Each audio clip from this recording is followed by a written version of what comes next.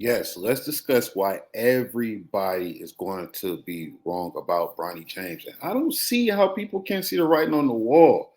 Bronny is can't miss. No, this is not a LeBron senior glazing video or anything like that. Here's the truth. Times are different, right? Times are different. The NBA has been in existence for 75 years now. So what that means is, we're gonna go over it. We're gonna go over it, right? And I'm gonna show y'all. I'm gonna show y'all. The first claim I'm gonna tell you right now is Bronny, whether you like it or not, this is the truth. He's top 15 ready to contribute coming out this rookie class right there. This is what we call strange truth. I know you're gonna hear like, what? Because he wasn't projected this, that, and the third. But let me tell you why he's top 15 ready to contribute right now. It's because he's been playing in his role the longest, right? This has been a very intentional development of Bronny James. So, what do you mean by that? He didn't go to a private school where he has the ball in his hand and he's just, look, Bronny, go and get a bucket. Go and lead this school to so and so. Go and lead the team in scoring. We don't care about your record. Or LeBron didn't put him in a school where it was like, you know what, go play against all the local kids. He's playing on a national schedule, right? At Sierra Canyon, he played on a national schedule. He was usually the third or fourth option, right? So he had to play with the Amari Baileys. He had to play with the Brandon Bostics. He had to play with the people like that and learn how to literally from start, from a freshman, bring that energy on defense, right? How to grow into your role, how to let the game come to you, but be aggressive on defense. There are so many young players right now, right? Look at the Lakers' last pick, Jalen Hood Shafino. Look at skilled, I'm talking about super skilled guys, G.G. Jackson. Look at top 5 pick, Amen Thompson. Had to go down to the G League for a while to get used to the NBA and redefine their roles. These were people who were used to having the ball in their hands. Gigi was at South Carolina. Yo, give me a rock, get out the way. He actually got into it with the coach at South Carolina. Because, like, if I'm supposed to be that guy, why don't you just give me the ball and get out the way, right?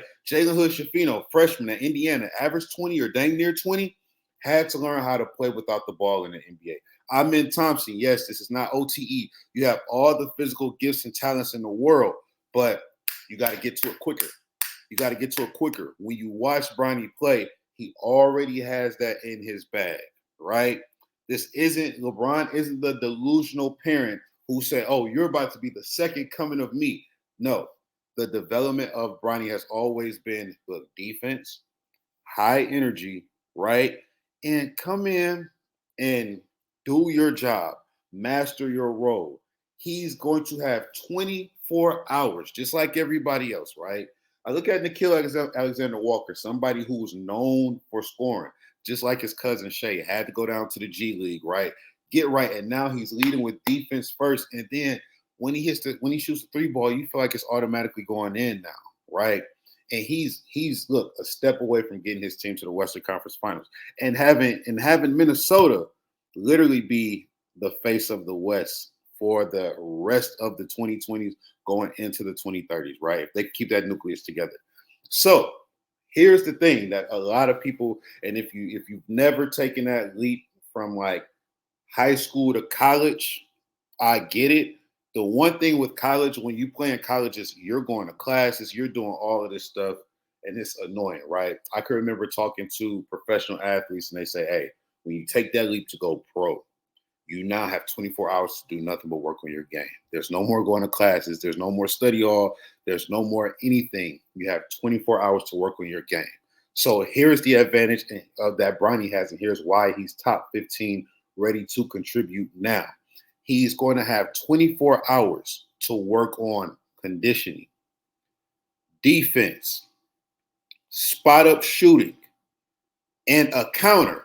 Counter left for when they chase him off the 3-point line, one dribble pull up, counter right when they chase him off the 3-point line, one dribble pull up, and he already has the high floater in this game. You see what I'm saying? Other people who have more pressure on them, who are given more responsibility, they're going to have to learn reads. They're going to have to learn all of this. They're going to have to learn, hey, look, Here's what you do off the pick and roll. Here's what you do off the this. Here's what you do off that. Here's what you, they have so much more to work on. So what happens is just their time, from a time perspective, is spread a little thinner. It's spread a lot thinner, if we're being honest, because they have so much more to work on. Brian's going to have a few things to work on, and he's already mastered his role. So now let's do it on the professional level where you're going to have more reps, more coaching, more exposure, no homework, no homework, and you're going to be around vets. What do you think that's going to lead to? Failure. People are acting like he has to come in and drop 30 a game, 40 a game, 50 a game. No, no, no. I'm telling you, we'll get to that too, right? We'll get to that too. So now think of a player. Here's who Bronny has me in the mind of, right? Think of Pat Bev with some common sense. Think of Davion Mitchell. Think of Drew. Think of Drew Holiday, like you said. But one that people aren't talking about, who learn how to play basketball the right way, the winning way, how to impact winning, is Josh Hart. Josh Hart. Everybody, and here's how all the OGs or the old school talk about it. Y'all gonna end up being Bronny's biggest supporters. Watch what I say. Bookmark this. I'm screen record this and share it with the OG. And I'm gonna tell you why y'all gonna end up being Bronny's biggest supporter, right? Because y'all always say, man, the league is soft back in the days, man. We play defense. He's going to lead with defense. You're not going to be able to hate on it, right? He's going to lead with defense, right? And they're going to want to see him out there. And it's timed up perfectly because the next young big star, mega star, supernova in the NBA, his name is Victor Wembanyama. So do you know what that does for the whistle, the defensive whistle? You can't call everything a foul now when the next supernova, the next billion-dollar brand, the next billion-dollar kid is 7'4" and he leads with defense. This is going to be the reform that all of the defensive fans want to see. So now, when you have the supernova and Victor Wembanyama, you're not going to be calling 2 first quarter fouls every time he jumps for a pass or jumps to block a shot or still a pass. You're not going to call that. You can't. That's what the people are paying to see. That's what the networks are paying to see. That whistle is going to trickle down throughout the rest of the league. And then you're going to have the biggest star since Michael Jordan, right? LeBron James, son in the league, leading with defense on the perimeter. So, old school fans, this era coming up is the one that you're going to be like, you know what? I actually like this. And once you realize this is the Charles Oakley haze and bully, and everybody's not going to be looking at Bronny like, oh yeah, bro, we about to show you that your daddy did these. No, it's not that anymore. Once you get that hate out your system and you actually watch him play, you're going to be his biggest fan because you're going to be like, dang, he's the opposite of his dad. He's everything that you didn't like about LeBron James is what Bronny is going to personify. Now, Bron is my favorite player. I'm from Cleveland. I'm cool with whatever. I get it. I'm really from Cleveland. Right? So I get it. But some people just because Bron is not the NBA's company man, he kind of did it his way. That rubs people the wrong way. People feel like he's whatever the case may be. Whatever. You're going to see Bronny's going to come in, hard work, lunch pail, doesn't talk much, just goes out there and compete, and you're going to fall in love with him. And you're actually going to be like, you know what? This kid isn't bad. I thought that I wasn't going to like him. I thought that I wasn't going to X, Y, and Z, but he's good.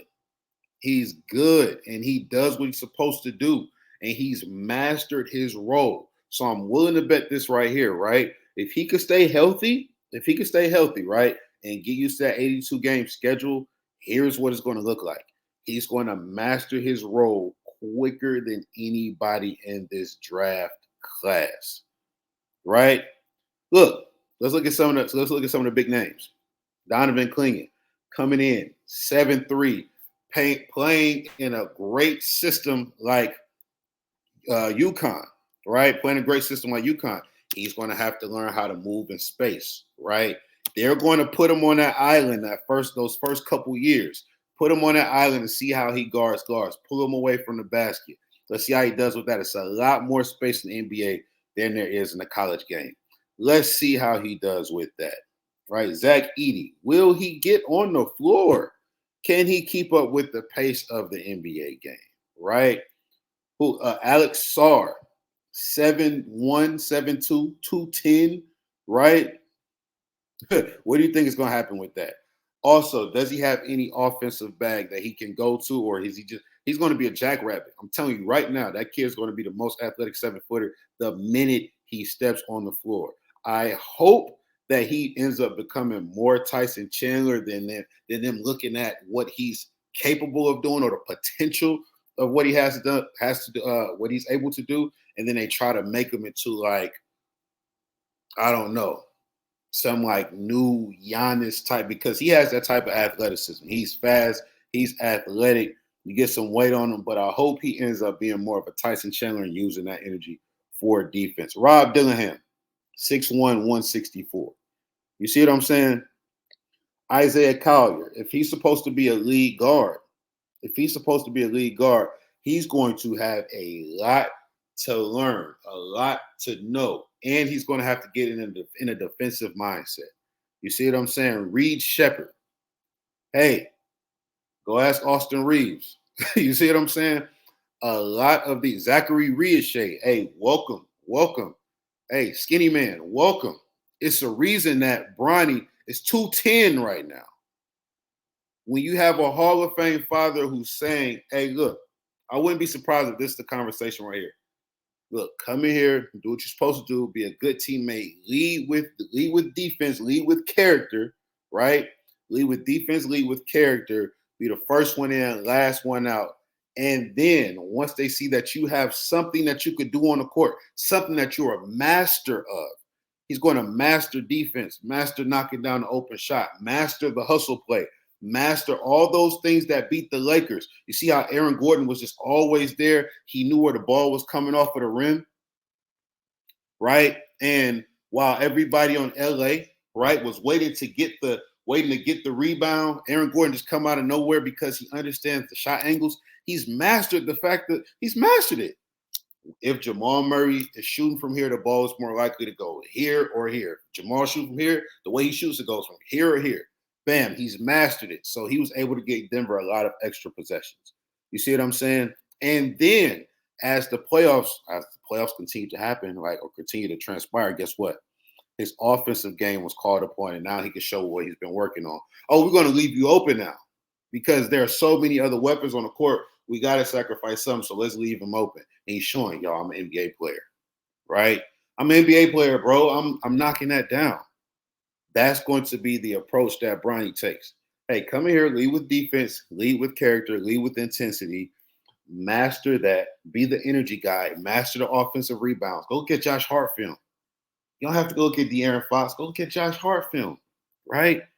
People forgot the last development that we saw like this and the impact that it had and how it shook up the league. It was a guy named Kawhi Leonard. Yeah, hey, come in here, master your role, young man. We're going to throw you right in the fire, guard LeBron James in the finals 2 years in a row, right? And then as Tony, as Tim, as Manu start to age out, now all that offensive stuff that you've been doing, first let's get the midi, all right? Then let's get a counter off of that. Let's go two dribble pull-ups to the left, two dribble pull-ups to the right. You can already get to the hole. You're already strong. Your hands are already huge. Okay, now let's step it back. Let's go to the three-pointer. What does that lead to? Him becoming a top 5 player in a league when he's healthy. Go to Toronto, make a name for himself, win finals MVP. You see what I'm saying? But it was a what? It was a patient development. Bronny, come in here, lead with intensity, master defense, master all the things that all of these blue chippers don't want to do. Master that, right? And then on your second contract, when a team knows that you can contribute something, that you've mastered something, They ain't gonna show the offensive side. Why can't he? Why can't he be a team? Why can't he be a team's Lou Dort that guards ones and twos? And ask me this. Look, answer me this question right here. Do you seriously not believe that Bronny James would have played better defense on Jamal Murray in these past playoffs than Austin Reeves or D'Angelo Russell? Do we seriously believe that Bronny James would not have played better defense on Jamal Murray than Austin Reeves or D'Angelo Russell? The answer is unequivocally, unapologetically yes. And you know what we call that? A strange truth. Because, hey, I never thought of it like that. Imagine him, look, harassing Jamal Murray 94 feet. You have nothing but energy, bro. Go ahead. Harassing Jamal Murray 94 feet. Imagine him and Vando next year getting after it. Getting after it. Him and Vando. Then throw Max Christie in there with Bron and AD. Energy all around. Look at the teams that are still in the playoffs, and that's what you have. You have those energy guys who are able to go and get it. You have the Derek Whites. That way, you don't have Tatum and Brown trying to guard the best players and going ahead and having to put up 30. You see what I'm saying? That's what the Lakers were missing. Everybody on the Lakers was about a bucket who was healthy in these past playoffs, right? Austin Reeves about a bucket. D'Angelo Russell about a bucket. And lo and behold, don't let him have an offensive lapse or don't let him make a mistake on offense. His defense is out the window. You could cancel Christmas on that. His defense is out the window. That I call him swing. I call him swing man. Why?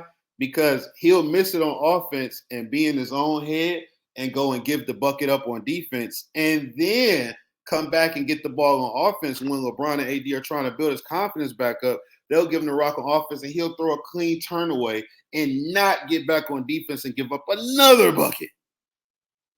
So many clips you can find of him doing that throughout the playoffs, right? Swing man. Yeah, that's him. All right. So think about it. This is strange truth right here. So after you get the hate out your heart, work on that. Talk to God about all that. All that hate you got for LeBron James, talk to God about that. I ain't got nothing to do with that. I'm not talking about that.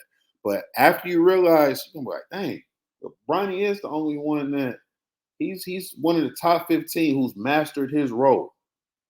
Literally. He's going to look, catch and shoot, defense, rebound, guard the best guard on the floor. Bam. And you have 24 hours now. No homework. 24 hours now to just focus on that. All right. He's going to be successful. Now, Bryce is going to come in. That's a whole other video, right? Bryce is going to come in and be the one that you think, that can get you 20, all of those things. He's going to be more the scorer, the 6'5", 6'6", lanky scorer.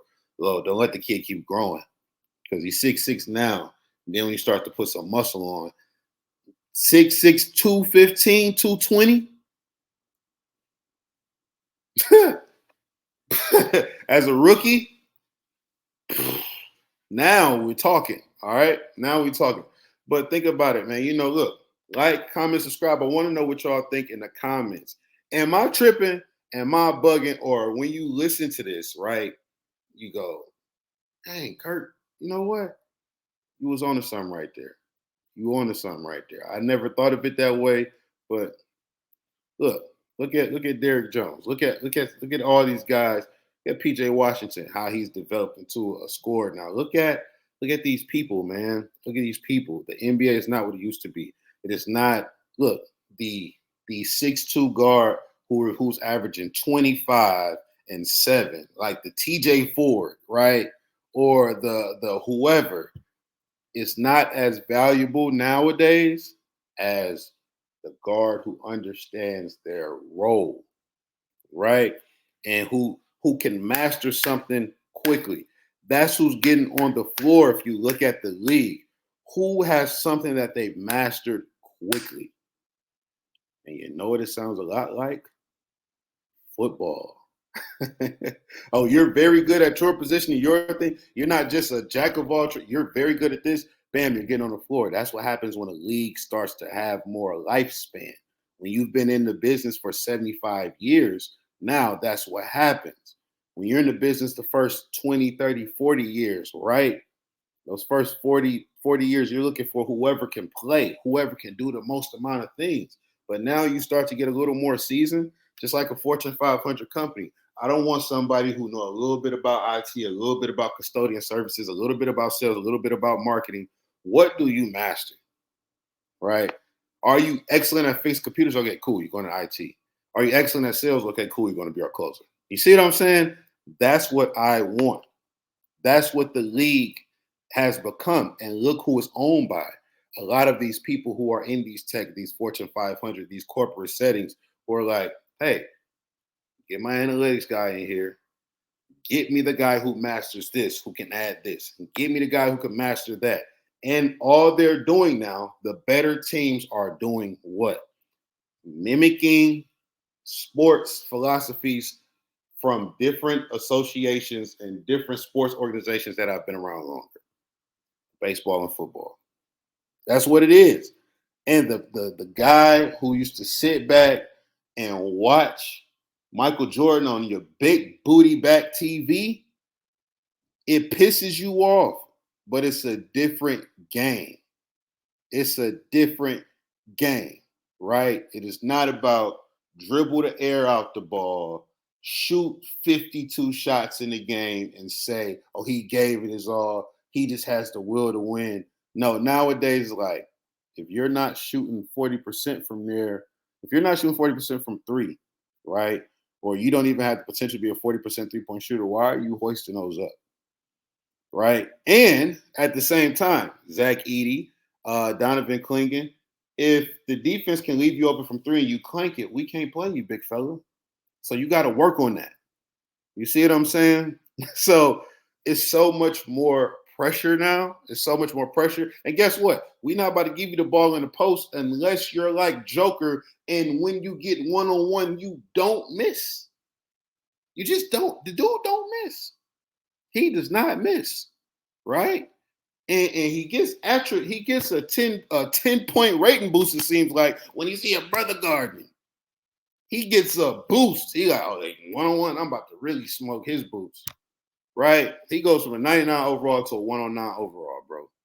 I've never seen anything like it. Like, bro, got like he's on a whole nother level with it. Right? So now, think about it. Everybody, Denver's the perfect example. People are mastering their roles. Aaron Gordon has mastered the what? The hustle role, the rebounding, defense. Put me on your best guy. I don't care what position he is. I got him. Michael Porter Jr. Michael Porter Jr. has mastered his role. What is his role? You see what I'm saying? Look, he ain't taking more than 2 dribbles. You will never see Michael Porter Jr. take more than 2 dribbles in the possession, and if it's not by the end of the pull-up. Catch that ball, jump as high as you can. You already 6'10", pull. The likelihood of somebody blocking a shot, dang near impossible. So you're going to draw the foul if they jump with you. And do they want to waste the challenge that they can't get back? Right? Even Justin Holiday coming off the bench. Hey, shoot that corner 3, shoot that wing 3. Jamal Murray. Hey, look, that's the one. Him and Joker are the ones with the most responsibility, right? Hey, Jamal Murray, go and get a bucket, bro. When the play breaks down, go and get a bucket. And when Joker got that rock in his hand, be moving. This is stuff y'all don't be paying attention to, man. Because when y'all watch the game, look, you're tired. You just getting home from work. You know, the wife and kids making noise. You got your beer. You got your belly out. You're doing all these things. You're not looking at it from an analytical standpoint. So you watch more sports commentary to the game. So you got to come to places like this to actually get what's going on, commentary about what's actually happening in the game in real time, not just these narratives, bro.